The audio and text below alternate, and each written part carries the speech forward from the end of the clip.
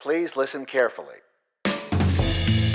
Hello, universe. Welcome to the Optimist Daily Update. I'm Summer Smith. And I'm Kristy Jansen, and we are part of the team behind the Optimist Daily, making solutions the news.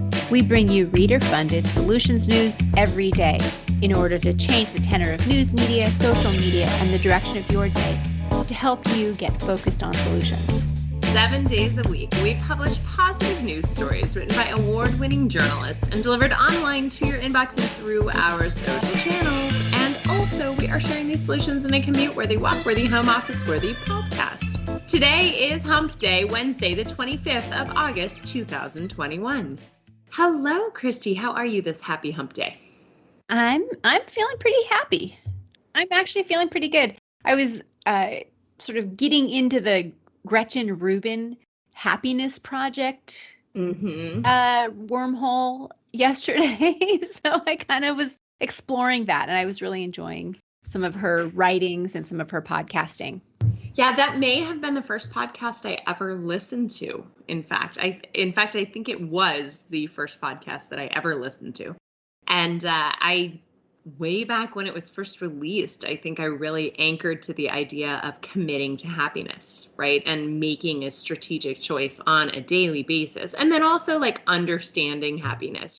If you haven't heard the podcast, there's like a whole workshop situation on how to sort of take your life on in a happier way. And yeah, I think it's a good reminder. I think I should definitely re-listen to it. I have also recently gone down a rabbit hole of news media and content. If you guys remember, Kristy, I didn't have broadcast television for a really long time. Yes, you were a cord cutter, an early cord cutter. Sort of ish. Yes, I was a cord cutter. However, Spectrum, who is my cable provider or my internet provider and my phone provider, sort of bundled in Spectrum television and channels. But when we first moved here, Spectrum was in a fight with Roku, and Roku wasn't carrying the Spectrum app, and Roku is what all our TVs are. So I just couldn't watch it, even though I think Spectrum had bundled it and subscribed me. Well, Spectrum just made up with Roku. I think their like nasty fight is over because all of a sudden I have local news on TV. And I have to tell you, I really kind of missed my friendly local news people. I think there's something so charming. And actually, I'd like to say that I have seen a pretty lovely shift in, I think Spectrum has their like news channel. But also, it just seems like maybe some of the local news is taking a page from the Optimist Daily book and is considering like being more positive. There's a chance, Kristy, we might be making an impact in this whole great news media world. Maybe. And I think not just positivity, but the focus on solutions and not just complaining about what's going wrong, but what are we going to do about it? Exactly. And I think that's where I land, kind of like with the happiness. It's not just deciding to be happy, but it's also taking the steps to make your life work better for you. Yes. And by using what lights you up, what sparks your joy, as Marie Kondo would say, using that to guide where you put more energy. Have you found, I know you're just early in your Gretchen Rubin deep dive here, but have you had any pearls that you are taking away currently? No, I mean, I just was playing with it last night, but one of her, she likes to break people or things into categories. Like there's, are you this or that? And the one that I was looking at yesterday was, are you an alchemist or are you a leopard? And leopards are people who know who they are. And, a leopard doesn't change their spot. So they just are who they are. And that's, whereas alchemists are always trying to perfect themselves and make themselves into what they think they should be. Can you be a bit of both? I hope so, because I feel like I am. I was going to say, I think when I first heard the description, it felt almost judgy, but I definitely feel like you and I are both kind of leopards. Like we know who we are and we know where we stand, but then we create some alchemy in where we stand in the world at the moment. Exactly. And I wonder if you can start out as an alchemist, which is kind of like you have sort of self-judgment. You try to make yourself better, but end up as a leopard because then you kind of learn who you are and then you're just fine with it. Right. Maybe that's part of maturing into yourself. Oh, exactly. I was going to say maturing into it. And then also probably like documenting it, right? So, because consistently over time, you can see that you show up similarly in the world or you have the same value set. I've been working on an essay about how moms can stay sane in this world of high variability. And one of the things that is kind of codifying is that we have our values, our priorities, and our tactics.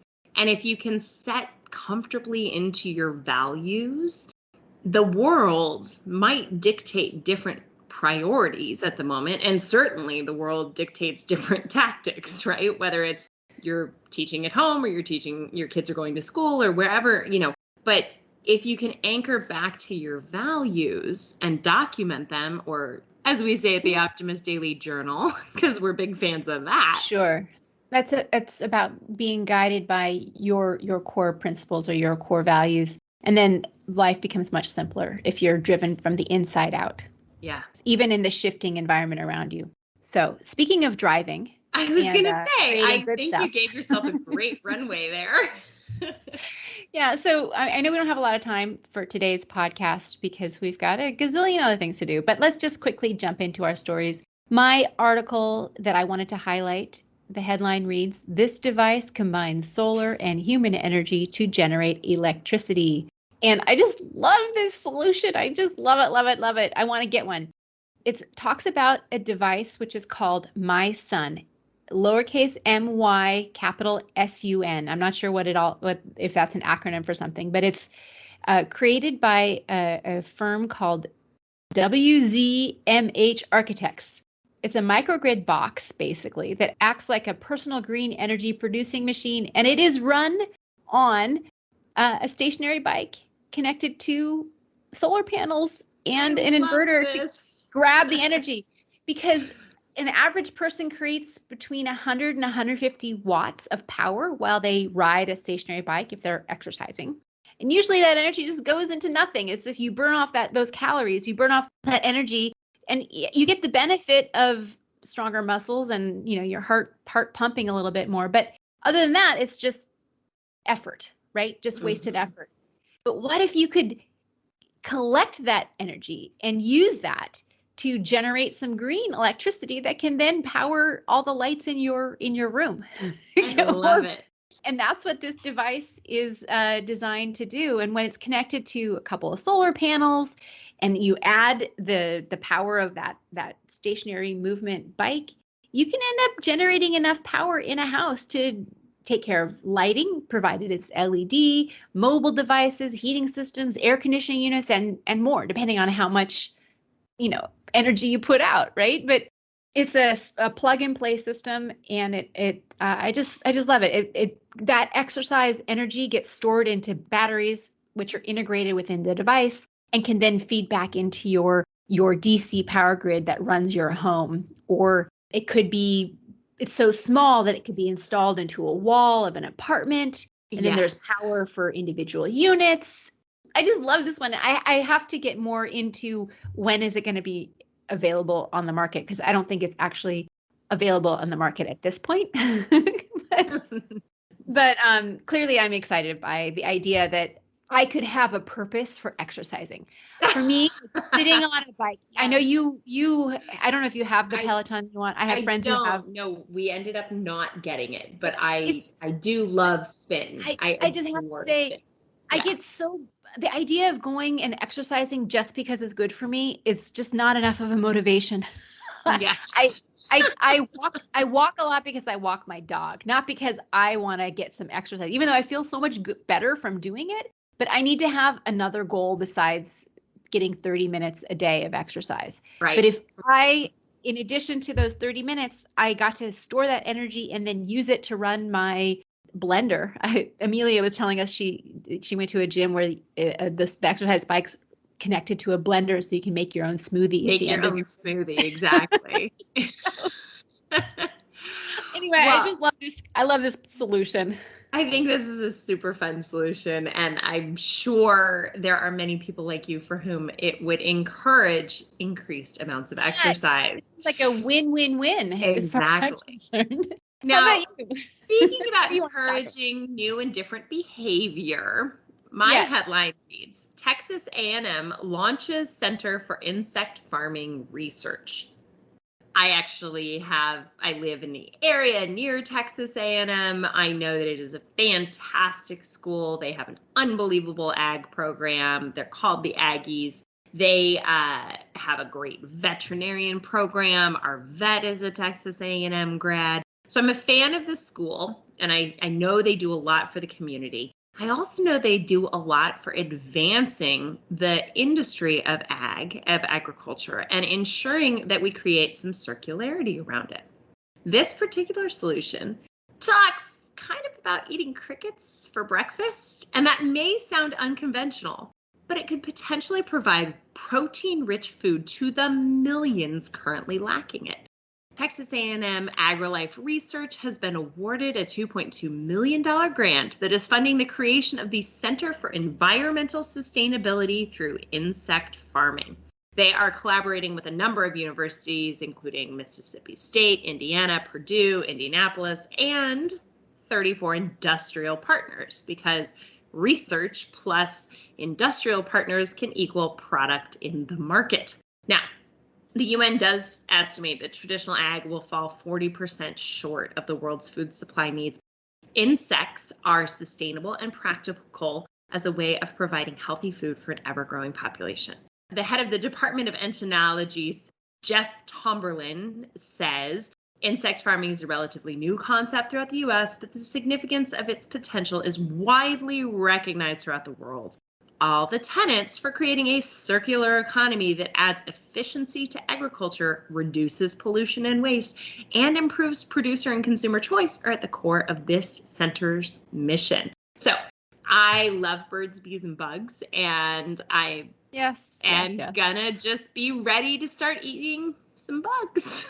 So both what you and I are reading about today are solutions that are innovating the way that we create and consume in the future. And it is so important that we don't rest on laurels, and we don't rest in archaic economies and archaic solutions that have deleterious effects on our world, and instead we innovate. So I will make my bug smoothie while riding my bike and powering the blender in the future. Hey, if you're I mean, we talk about whey protein. If we want to get away from dairy, we can go towards cricket protein in our smoothies. So and it's probably tastes just fine. Yeah.